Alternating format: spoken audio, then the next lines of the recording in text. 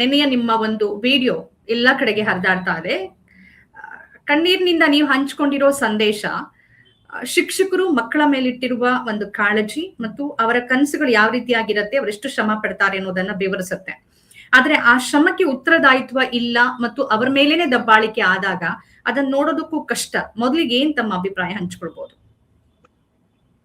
Politics ಬಿಟ್ಬಿಡೋಣ. ಈಗ ಈ ದೇಶ ಕಟ್ಬೇಕಂದ್ರೆ ಪ್ರಜೆಗಳು ಇಂದಿನ ಮಕ್ಕಳೇ ನಾಳಿನ ಪ್ರಜೆಗಳು ಅಂತ ಹೇಳ್ತೀವಲ್ವಾ, ಹಂಗೆ ನಡ್ಕೋತೀವ ನಾವು ಅಥವಾ ನಡ್ಕೋತಿದೀವ ಅಂತ ಅನ್ನೋದನ್ನ ಒಂದ್ಸಲಿ ಅವಲೋಕನ ಮಾಡ್ಬೇಕಾಗುತ್ತೆ. ಯಾಕೆ ಹೇಳ್ತಿದೀನಿ ಅಂತಂದ್ರೆ, ಎಲ್ಲಾ ಸಮಸ್ಯೆಗಳಿಗೂ ನೀವು ಯಾವುದೇ ವಿಷಯ ತಗೊಳ್ಳಿ, ಅದನ್ನ ಕೂತು ಹರಿಸಬಹುದು. ಎಂತ ವಿಷಯನೇ ಆಗ್ಲಿ, 20 ದಿನ ಶಾಂತಿಯುತವಾಗಿ ನಡೀತು, ಆವಾಗ್ಲೇ ಅದನ್ನ ಬಗೆಹರಿಸಬಹುದಿತ್ತು. ಮ್ಯಾಕ್ಸಿಮಮ್ ಏನ್ ಕೇಳ್ತಿದ್ದಾರೆ? ಅರ್ಧ ರಾಜ್ಯ ಕೊಡಿ ಅಂತ ಕೇಳ್ತಿದಾರ, ಅಥವಾ ಅರ್ಧ ದೇಶ ಬಿಟ್ಬಿಡಿ, ನಮಗೆ ನಮ್ದೇ ಹೊಸ ಸರ್ಕಾರ ಶುರು ಮಾಡ್ತೀವಿ ಅಂತ ಕೇಳ್ತಿದಾರೆ? ಇಲ್ಲ, ನಮ್ಗೆ ಅನ್ಯಾಯ ಆಗಿದೆ, ಅದಕ್ಕೊಂದ್ ನ್ಯಾಯ ಕೊಡಿ ಅಂತ ಕೇಳ್ತಿದ್ದಾರೆ. ಆ ಮಕ್ಳನ್ನ ಹೆಂಗ್ ಹ್ಯಾಂಡಲ್ ಮಾಡ್ಬೇಕಾಗಿತ್ತು ನೀವು? ಓಕೆ, ಆ ಪ್ರೊಟೆಸ್ಟಿಗೆ ಬಂದಿರೋರೆಲ್ಲ ಸ್ಟೂಡೆಂಟ್ಸಾ ಅಲ್ವಾ? ನಿಮ್ಗೆ ಡೌಟ್ ಇದೆಯಾ? ಅಥವಾ ನೀವು ಅವ್ರ ಮಕ್ಕಳಲ್ಲ ಅಂತ ಹೇಳಿ ನೀವ್ ಯಾವ್ದಾದ್ರು ಏನು ಒಂದು ಇದನ್ನ ಬ್ಯಾಕ್ ಗ್ರೌಂಡ್ ಚೆಕ್ ಮಾಡಿದೀರಾ? ಅವಾಗ್ಲೂ ಅವ್ರ ಮಕ್ಳಲ್ಲ ಅಂತ ಗೊತ್ತಾಗಿದ್ಯಾ? ಆ ಬ್ಯಾಕ್ ಗ್ರೌಂಡ್ ಚೆಕ್ ಮಾಡೋಕೆ ನಿಮ್ಗೆ ಟೈಮ್ ಇದೆ, ಮಕ್ಳಿಗೆ ಏನ್ ನ್ಯಾಯ ಒದಗಿಸ್ಬೇಕು ಅಂತ ಅವಲೋಕನ ಮಾಡೋಕ್ ನಿಮ್ಗೆ ಟೈಮ್ ಇಲ್ವಾ? ಹಂಗೆಲ್ಲ ಏನಾಗುತ್ತೆ ಗೊತ್ತಾ, ಯಾವುದೇ ಆಕ್ಷನ್ ಬಂದಾಗ್ಲೇ ಅದಕ್ಕೊಂದು ರಿಯಾಕ್ಷನ್ ಬರೋದು. ಇವತ್ ನೀವು ಹೊಡಿತಿದ್ದೀರಾ ಮಕ್ಳನ್ನ, ದೇಶದ್ರೋಹಿಗಳು ಅಂತಿದ್ದೀರಾ, ಅವ್ರ ರಿಯಾಕ್ಷನ್ ಬೇರೆ ತರ ಆಗುತ್ತೆ. ಕ್ರಿಮಿನಲ್ ಮಾಡ್ತಾ ಇದ್ದೀರಾ ನೀವು ಅವ್ರನ್ನೆಲ್ಲರನ್ನು. ಇದು ಒಳ್ಳೇದಲ್ಲ, ಇದಾಗಬಾರ್ದು. ಮಕ್ಳನ್ನ ಇಂಡೈರೆಕ್ಟ್ ಆಗಿ ನೀವು ಬೀದಿಗೆ ತಂದು ಕ್ರಿಮಿನಲ್ಗಳನ್ನಾಗಿ ಮಾರ್ಪಾಡು ನೀವು ಮಾಡ್ತಾ ಇದ್ರ, ಅದ್ ಮಾಡಬೇಡಿ ಅಂತ ಅಷ್ಟೇ ನನ್ನ ಕೋರಿಕೆ ಆಗಿತ್ತು. ಓಕೆ, ಈಗ ಇಡೀ ಒಂದು ತಿಂಗಳಿಂದ ನೀವೇ ಹೇಳ್ದಂಗೆ ಅವ್ರ ಬೇಡಿಕೆ ಪ್ರಧಾನಿ ರಾಜೀನಾಮೆನೂ ಆಗಿರ್ಲಿಲ್ಲ ಅಥವಾ ಬೇರೆ ಬೇಡಿಕೆನೂ ಆಗಿರ್ಲಿಲ್ಲ. ಇಷ್ಟು ದೊಡ್ಡ ಮಟ್ಟದಲ್ಲಿ ಒಂದು ಹಗರಣ ಆಗಿದೆ, 20 ಮಂದಿ ವಿದ್ಯಾರ್ಥಿಗಳು ಜೀವ ಕಳ್ಕೊಂಡಿದ್ದಾರೆ. ಇಂಥ ಸಂದರ್ಭದಲ್ಲಿ ಒಂದು ಹೊಣೆಗಾರಿಕೆಯನ್ನು ಹೊತ್ಕೊಳ್ಳಿ, ಒಂದು ಉತ್ತರದಾಯಿತ್ವವನ್ನ ತೋರಿಸಿ ಅನ್ನೋದಷ್ಟೇ ಅವರದ್ದಾಗಿತ್ತು. ಯಾಕೆ ಸರ್ಕಾರ ಈಗೋಗಿ ಕಟ್ಟುಬಿತ್ತ? ವಿದ್ಯಾರ್ಥಿಗಳು ಸೇರಿರೋರು 15-16 ವರ್ಷದ ಮಕ್ಕಳು ಹೇಳ್ತಿದ್ದಾರೆ ಈಗೋ ಬಿಟ್ಟು ಹೊರಗಡೆ ಬರೋದಕ್ಕೆ ಆಗ್ತಿಲ್ಲ ಸರ್ಕಾರಕ್ಕೆ ಅಂತ. ನಿಮ್ಗೇನ್ ಅನ್ಸುತ್ತೆ ಪೂರ್ಣಿಮಾ?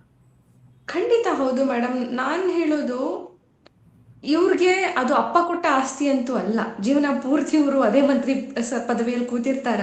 ಅದು ಪ್ರಧಾನ ಮಂತ್ರಿ ಆಗ್ಲಿ, ಮುಖ್ಯಮಂತ್ರಿ ಆಗ್ಲಿ, ಶಿಕ್ಷಣ ಮಂತ್ರಿ ಆಗ್ಲಿ, ಯಾರೇ ಆಗ್ಲಿ, ಅದಪ್ಪ ಕೊಟ್ಟ ಆಸ್ತಿನ 5 ವರ್ಷಕ್ಕೆ ಮತ್ತೆ ಜನ ನಿನ್ನನ್ನ ಆಯ್ಕೆ ಮಾಡ್ಲಿಲ್ಲ ಅಂದ್ರೆ, ಅಥವಾ 5 ವರ್ಷದೊಳಗಡೆ ನಿನ್ನ ಕ್ಯಾಬಿನೆಟ್ ಅವರೇ ನಿನ್ನನ್ನ ಸಮರ್ಥ ಅಲ್ಲ ಅಂತ ಹೇಳಿ ಮಂತ್ರಿ ಮಂಡಲವನ್ನ ಪುನರ್ ರಚನೆ ಮಾಡಿದ್ರೆ ನಿನ್ ಪೋಸ್ಟ್ ಕಿತ್ಕೊಂಡು ಹೋಗುತ್ತೆ.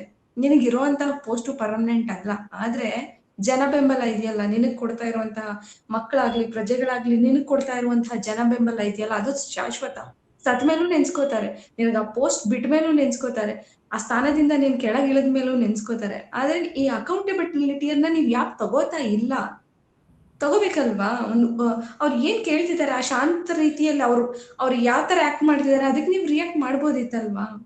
ಇದು ತಪ್ಪಲ್ವಾ? ಅದನ್ನ ಕೇಳಿದ್ರೆ ನಾವು ದೇಶ ವಿರೋಧಿಗಳಾಗ್ತೀವ? ನಂಗೆ ಗೊತ್ತಿಲ್ಲ. ಓಕೆ, ಅದನ್ನ ಮುಂದಿನ ಭಾಗದಲ್ಲಿ ಮಾತಾಡ್ತೀನಿ. ಹಿರಿಯ ಪತ್ರಕರ್ತರು, ರಾಜಕೀಯ ವಿಶ್ಲೇಷಕರು ಡಾಕ್ಟರ್ ಬಸವರಾಜ್ ಇಟ್ನಾಳ್ ಅವರಿದ್ದಾರೆ. ಇಟ್ನಾಳ್ ಅವರೇ, ನಮಸ್ತೆ. ನಮಸ್ಕಾರ. ಇವ್ರೇನೋ ಒಂದು ವಿಡಂಬನೆಯನ್ನ ಮಾಡ್ತಾರೆ. ವಿದೇಶದಲ್ಲಿ ಕೂತ್ಕೊಂಡು ಮತ್ತು ಆಫೀಸಲ್ಲಿ ಕೆಲಸ ಮಾಡೋ ಟೈಮಲ್ಲಿ ಫ್ರೀ ವೈಫೈ ಇದೆ, ಹಾಗಾಗಿ ಸ್ವಲ್ಪ ಹೊತ್ತು ಏನೋ ಅದಕ್ಕೆ ನಾವು ಬೆಂಬಲ ಕೊಟ್ಟಿದ್ವಿ, ಒಂದು ಪೋಸ್ಟ್ ಹಾಕೊಂಡು ಕೂರ್ತಾರೆ. ಇವರು ಬೀದಿಗೆ ಬರೋರಲ್ಲ ಅಂತಿದ್ದ ಜನ್ಸಿಗಳು ಮೊನ್ನೆ ಸೇರಿದ್ದ ರೀತಿ, ಅದಾದ ಮೇಲೆ ಅವ್ರ ಮೇಲೆ ಬಲಪ್ರಯೋಗ ಆದ ನಂತರ ನಿನ್ನೆ ಇವತ್ತು ಅವ್ರು ಸೇರಿರೋ ರೀತಿ ಮತ್ತು ಇನ್ನೂ ಹೆಚ್ಚು ವ್ಯಕ್ತವಾಗ್ತಿರುವ ಬೆಂಬಲ ಏನೋ ಒಂದು ಬೇರೆ ಬದಲಾವಣೆಯ ಸಿದ್ಧತೆ ಅಂತ ಅನ್ಸುತ್ತೆ. ತಮ್ಗೆ ಒಟ್ಟು ಬೆಳವಣಿಗೆಯನ್ನು ಹೇಗ್ ನೋಡ್ತಿದ್ದೀವಿ ತಾವು? ಏನಾಗುತ್ತೆ ಅಂದ್ರೆ, ಸರಿ, ಒಂದು ರೀತಿ ಇನರ್ಷಿಯಾ, ಜಡತ್ವ ಎಲ್ರಿಗೂ ಇರ್ತದೆ. ಒಂದೇ ಸತಿ ನಾನು ಕೂಡ ಎದ್ದು ಬೀದಿಗೆ ಹೋಗೋದಿಲ್ಲ, ನೀವು ಹೋಗೋದಿಲ್ಲ, ಯಾರು ಹೋಗೋದಿಲ್ಲ. ಅದಕ್ಕೊಂದು ಥ್ರೆಶೋಲ್ಡ್ ಆಫ್ ಟಾಲರೆನ್ಸ್ ಅಂತ ಇರ್ತದೆ, ಎಲ್ಲಿವರೆಗೆ ತಡ್ಕೋಬೇಕು ಒಬ್ಬ ಮನುಷ್ಯ. ಅದರಲ್ಲೂ ಕೂಡ ಯುವಕರು ಏನೇನೋ ಕನಸನ್ನು ಕಟ್ಕೊಂಡ್ ಬಿಟ್ಟಿರ್ತಾರೆ. 12 PUC ಅಥವಾ 12th ಸ್ಟ್ಯಾಂಡರ್ಡ್ ಅಷ್ಟೊತ್ತಿಗೆ ನಾನು ಡಾಕ್ಟರ್ ಆಗ್ಬೇಕು, ನಾನು ಹಿಂಗಾಗ್ಬೇಕು, ನಾನು ಹಂಗಾಗ್ಬೇಕು.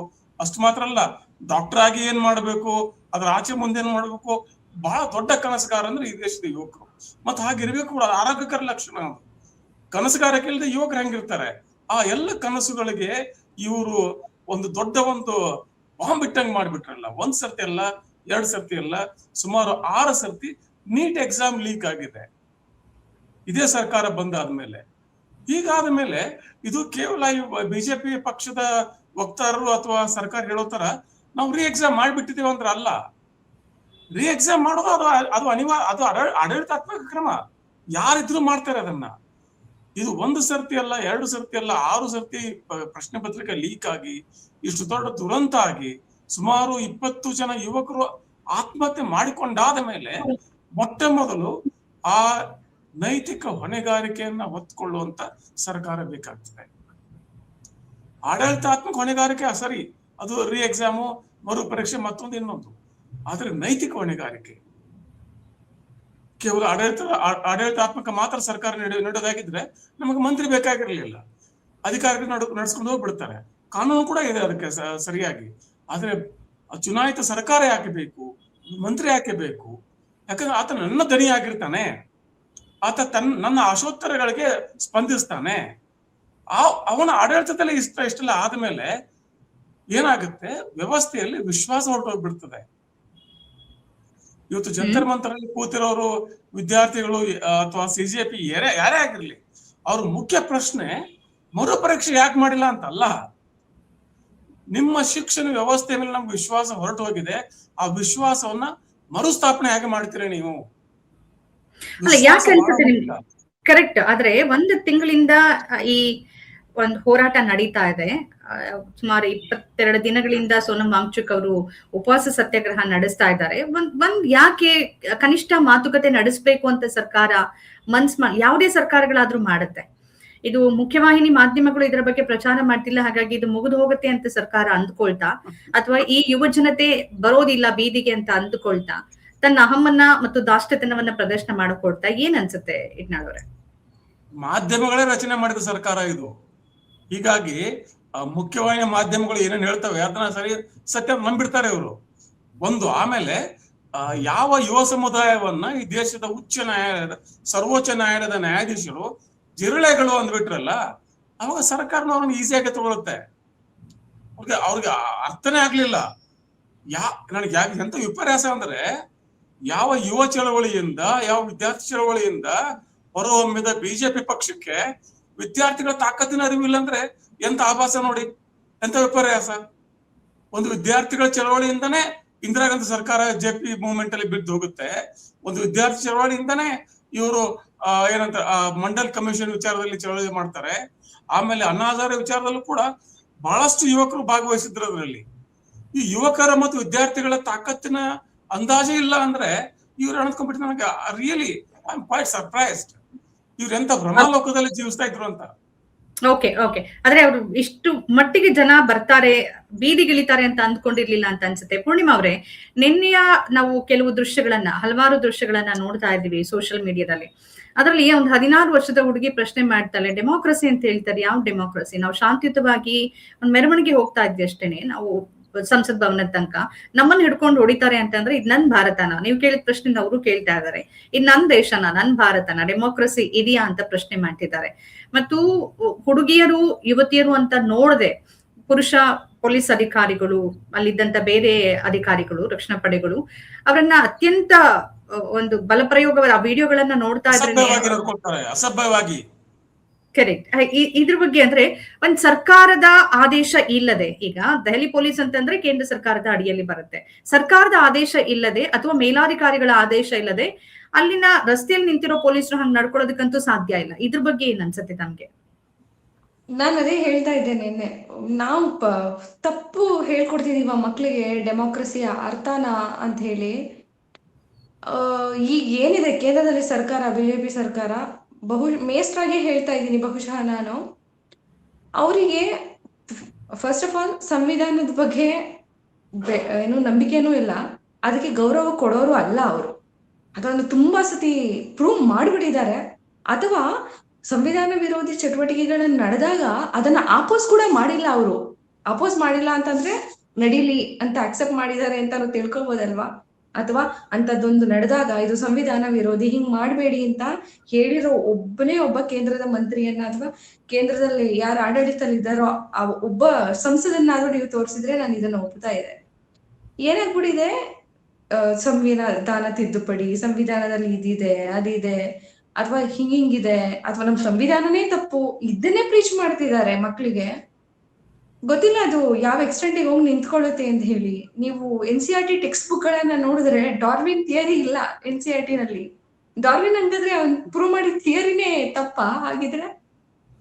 ಈಗ ಏನಿದೆ ಈ ಸತಿ revised CBSE mathematics text book ಅಲ್ಲಿ ನೋಡಿದ್ರೆ ಫಿಬೊನಾಸಿ ಸೀರೀಸ್ ಎಲ್ಲಾನು ನಾನು MSc ಮ್ಯಾಥಮೆಟಿಕ್ಸ್ ನಾನು ಓದಿದ್ದೆಲ್ಲ ಅದೇ ಸೀರೀಸ್. ಇವಾಗ ಯಾವ್ಯಾವ್ದು ಹೊಸ ಸಂಸ್ಕೃತದ ಹೆಸರುಗಳನ್ನ ಕೊಟ್ಟಿದ್ದಾರೆ.